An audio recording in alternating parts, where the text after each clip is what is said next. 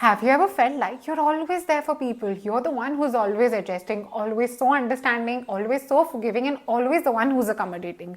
इतना सब करते हो और इतना कुछ behind the scenes भी करते हो, yet somehow you're always the one who's not valued. People will tend to cancel plans that they have with you at the last moment. आपसे ये एक्सपेक्टेशन तो बिल्कुल रखेंगे ही नहीं कि यार ये कभी नाराज होकर हमसे बात करना भी तो बंद कर सकती है. They would ideally never want you to ever be angry with them. They don't want कि आप उनसे कुछ एक्सपेक्ट करो, और बाय चांस अगर आपने हक समझ के गुस्सा कर भी लिया या आप नाराज हो भी गए तो सॉरी तो guys sorry, but that is out of the question for them. They will never make any plans with you. सारे प्लान्स आप ही बनाते हो, बट समहाउ वो प्लान्स भी वो लास्ट मिनट कैंसिल ही कर देते हैं. Anytime they message you, they want you to be readily available for them, क्योंकि उनको लगता है आपकी लाइफ में उनको सर्व करने के अलावा काम ही क्या है.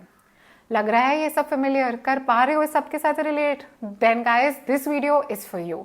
हाय guys, I am Iknoor and welcome back to another interesting YouTube video. आज की वीडियो में I will be sharing with you the reasons that people take you for granted. And guys, please wait till the end of the video, because although इस video में थोड़े से uncomfortable truth bombs तो होने वाले हैं, but by the end you will be surprised because sometimes it's not always about them. And on that note, let's begin watching guys.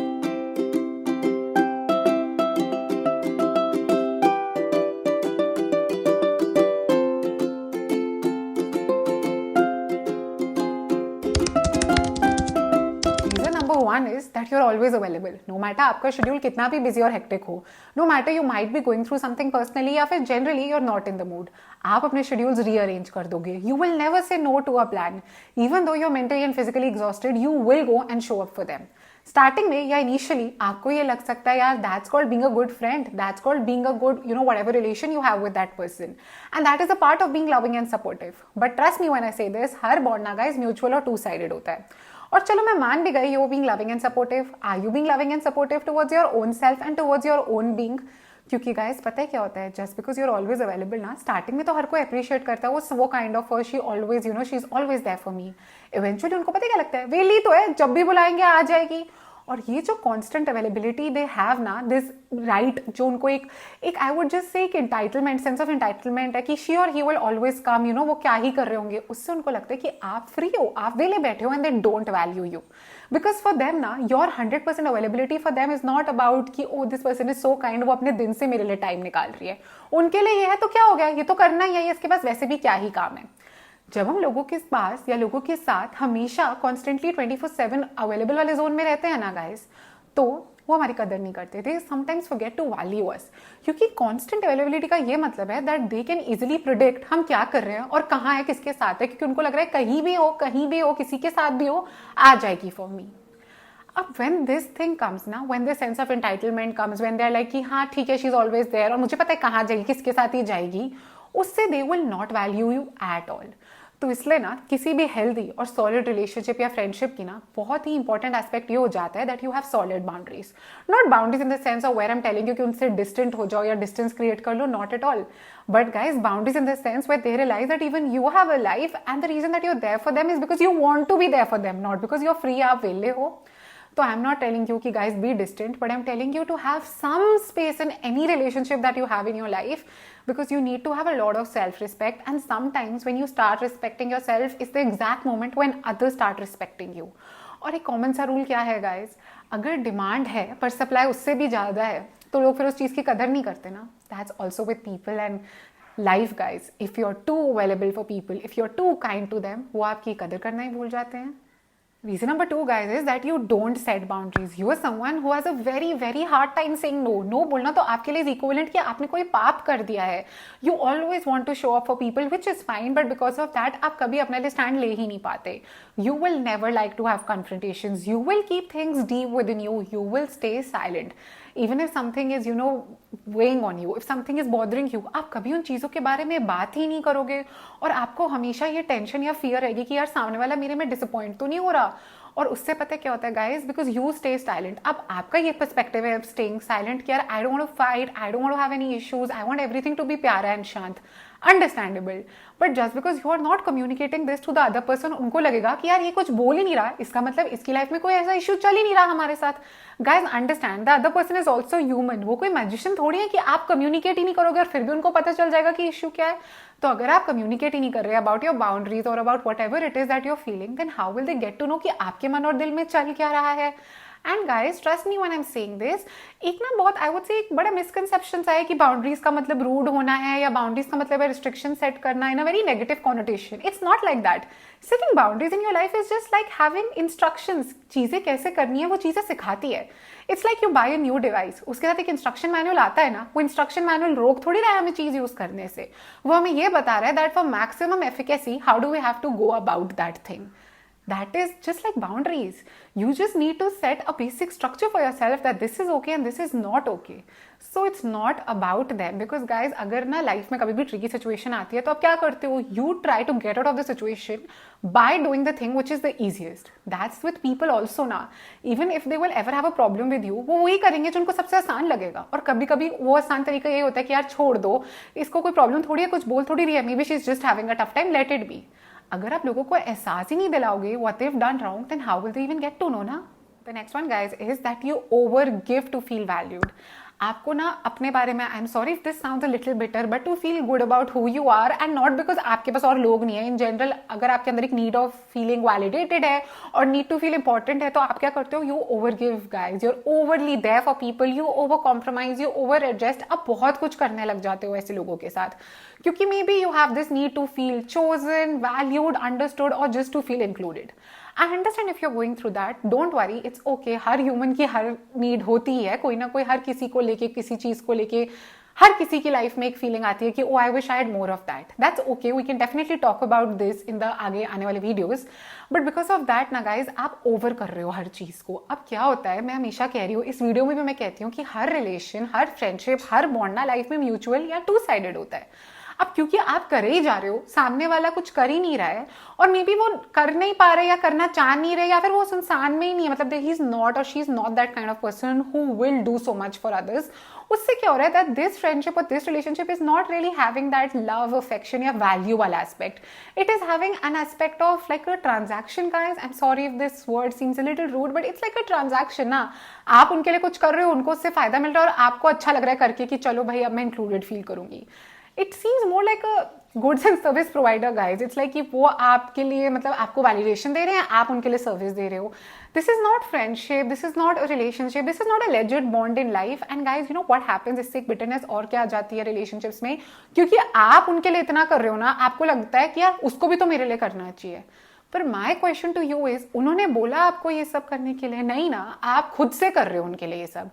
So, I mean, that is also one thing you should have in your mind very clear, that if you are doing a lot for people, that's because you want. They've not asked you to do so much for them. You're doing this out of the kindness of your heart. Next reason, guys, is that you don't hold people accountable. वो आपके साथ कुछ गलत करते हैं या आपका मजाक उड़ाते हैं या आपको डिसरिस्पेक्ट करते हैं, आप हंसना शुरू कर देते हो. You tend to make a light of that situation.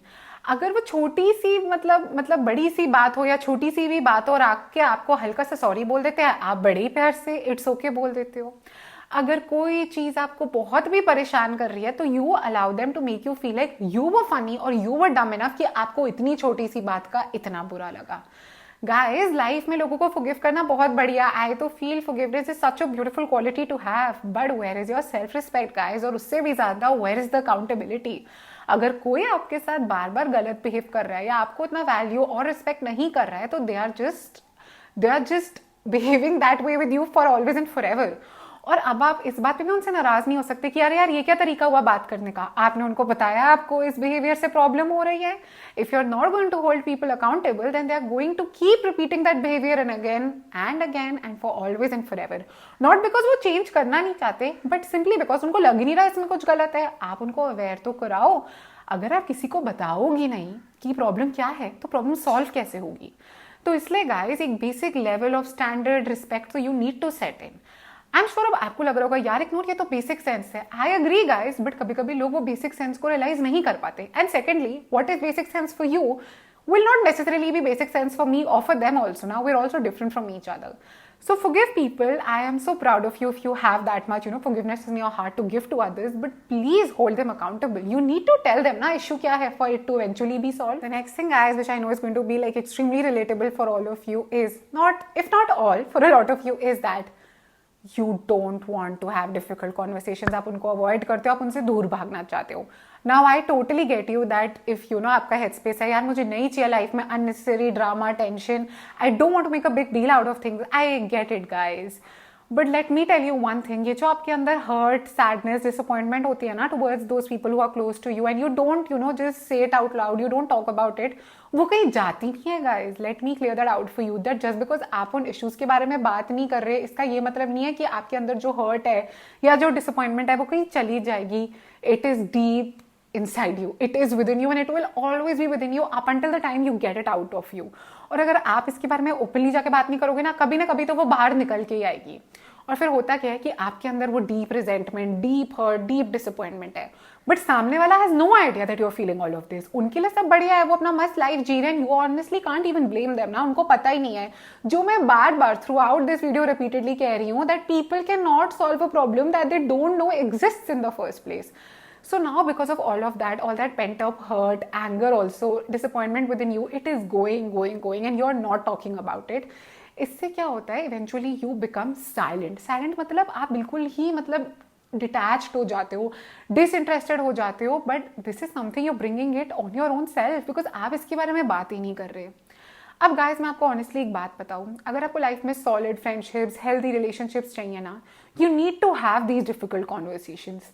Having difficult conversations doesn't mean the friendship is weak or the relationship is not worth having in life. Actually, अगर आप वो relationships इतनी difficult conversations के बाद भी रख सकते हो, that shows you in the first place how strong the bond was.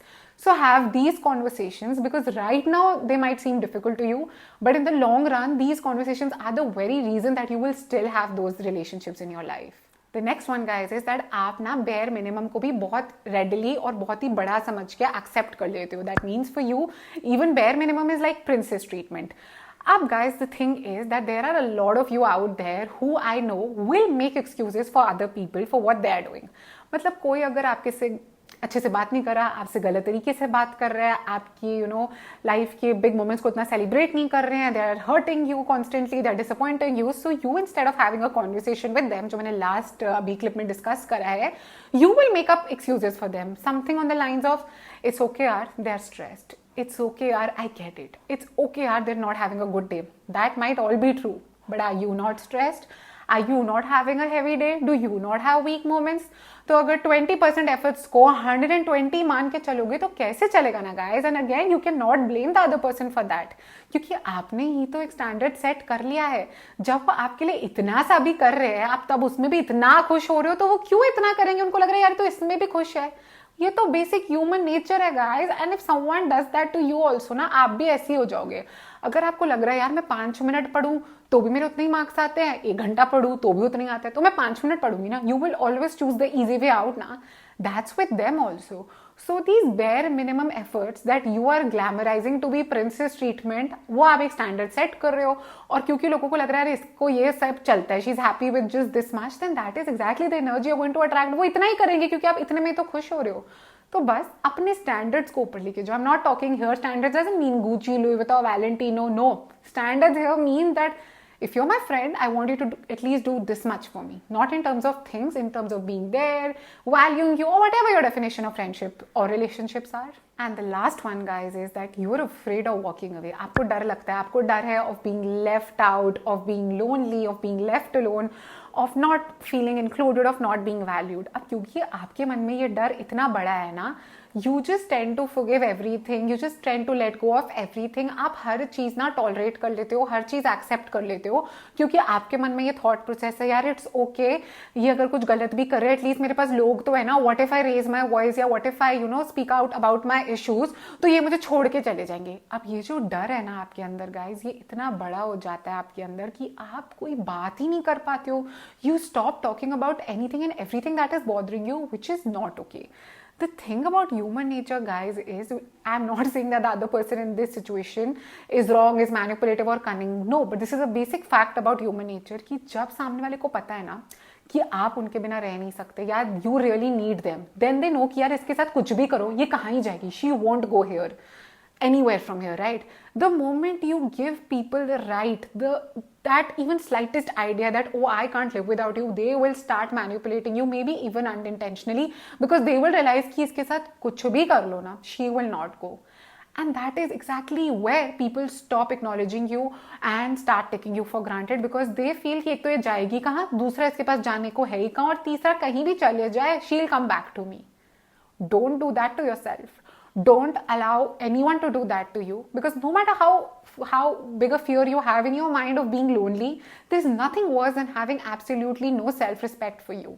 And why are you doing that? And trust me when I say this, you will always find the right people. You will always find the right set of friends, the partner you're looking for, the people who will make you feel valued, chosen, important, and extremely appreciated. And guys, with that, we come to the end of today's video. But जाने से पहले ये बात जरूर याद रखना, the right people would not want you to overdo things for them. They don't want कि आप खुद exhaust हो जाओ, खुद कोई boundary set ना करो, कोई standard ना रखो, और बिल्कुल the only purpose you have in your life is to serve them. The right people aren't like that. They will always be there for you because you add value to their life, and vice versa.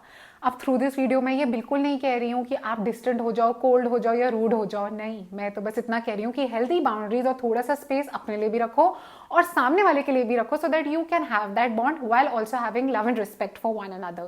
Because you have to realize, guys, that sometimes standing up for yourself is equivalent to choosing self-respect.